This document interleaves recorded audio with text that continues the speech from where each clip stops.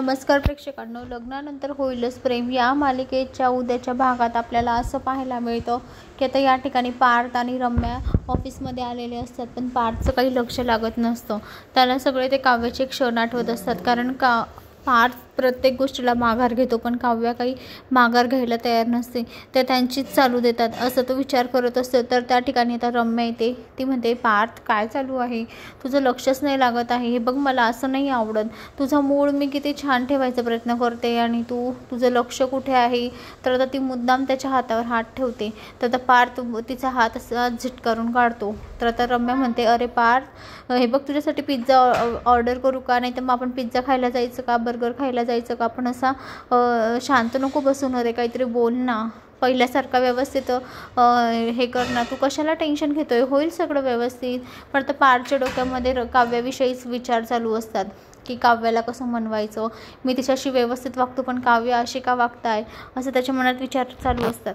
रम्या त्याला म्हणते, ठीक आहे मी येते, तू काळजी नको करू आणि टेन्शन नको घेऊ, काही लागलं तर तू मला सांग, मी तुझी हवी ती मदत करेल. तर आता रम्या तिथून जायला निघते. तर आता ती दरवाजातूनच पार्थला बघत असते आणि विचार करते की पार्थ, मला माहिती आहे तू काव्याची बाजू घेतो, काव्याच्या बाजूने बोलतो, हे मला तर काही आवडत नाही, पण तू तिच्या बाजूने बोलते, पण नेमकं तुमच्या दोघांचेच भांडण आता चालू आहे, तू तिच्याशीच भांडतो आहे असं आता रम्या म्हणते. मला खूप आवडतं, असंच करत राहा, तू काव्यासोबत भांडतच राहा.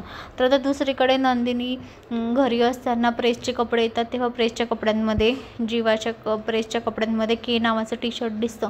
तेव्हा ते शॉकच होते की के नावाचं टी शर्ट कोण आहे, ही के नावावरून कोण आहे.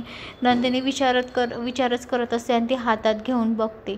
तर आता दुसरीकडे पार्थ काव्यासाठी बसून रिक्षा घेऊन आलेला असतो, कारण काव्य आणि अनिशा रिक्षाची वाट बघत असते. तर त्या ठिकाणी रिक्षा थांबते. तर ती बघते तर काय की त्या रिक्षामध्ये पार्थ बसलेला असतो. पण आता तिची मैत्रीण म्हणते, जा की बस की, तू का नाही म्हणते, बस ना. तेव्हा आता काव्य म्हणते, नाही मी आयुष्यात या रिक्षामध्ये बसणार नाही. पार्थ म्हणतो की अहो बसा ना, आपण जाऊया सोबत घरी. पण आता काव्य काही ऐकायला तयार नसते. पण आता हे पाहून अनिशालाही खूप मोठा धक्का बसतो.